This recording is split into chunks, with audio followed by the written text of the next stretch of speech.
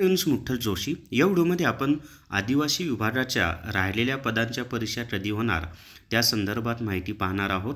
कारण बरेच विद्यार्थी मला व्हॉट्सअपला मेसेज करून किंवा फोन करून किंवा यूट्यूबला व्हिडिओच्या खाली कमेंट करून आदिवासी विभागाच्या राहिलेल्या पदांच्या परीक्षा कधी होणार या संदर्भात माहिती विचारत आहेत। तर कधी होऊ शकतात ही सर्व माहिती आपण या व्हिडिओमध्ये पाहूयात। व्हिडिओ शेवटपर्यंत पहा। या व्हिडिओला सर्वांनी लाईक करा, शेअर करा आणि विठ्ठल जोशी हे आपलं यूट्यूब चॅनल सबस्क्राईब करा। जर तुम्हाला आदिवासी विभागाचं ई बुक घ्यायचं असेल तर प्ले स्टोअरवरून विठ्ठल जोशी ॲप डाउनलोड करा आणि आदिवासी विभाग ई बुक विकत घ्या। आता आदिवासी विभागाची परीक्षा कधी होऊ शकते ते पहा। तर आज जी तारीख आहे ती आहे 18 तारीख 18 मार्च। उद्या म्हणजे 19 मार्चपर्यंत समाज कल्याण विभागाचे पेपर आहेत। आता त्याच्यानंतर पहा हे जे आहे नागपूर महानगरपालिकेचे पेपर कधीपासून सुरू होत आहेत तर 20 मार्चपासून सुरू होत आहेत। 20 मार्चला पेपर आहे। त्याच्यानंतर 21, 22, 23 3 दिवस सुट्ट्या आहेत।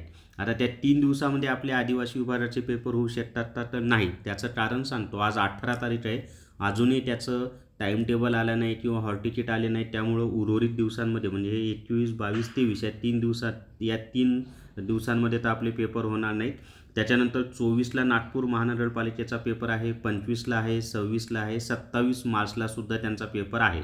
मग 27 मार्चपर्यंत आपली परीक्षा आदिवासी विभागाची होणार नाही, तर आपली परीक्षा 28 मार्चच्या नंतर, पण त्याच्या आधी एक 7 दिवस तरी अगोदर आपल्याला हॉल तिकीटची लिंक येते किंवा एक वेळापत्रक। जसं याच्या आधी काही पदांच्या दोनदा त्यांनी 2 दिवसात परीक्षा घेतल्यात, तर आठवडाभर आधी त्यांनी टाइम टेबल दिलेला होता। तसंच उर्वरित पदांच्या संदर्भात सुद्धा होईल की आठवडाभर आधीच ते आपल्याला टाइम टेबल देतील आणि लगेच परीक्षा घेतील।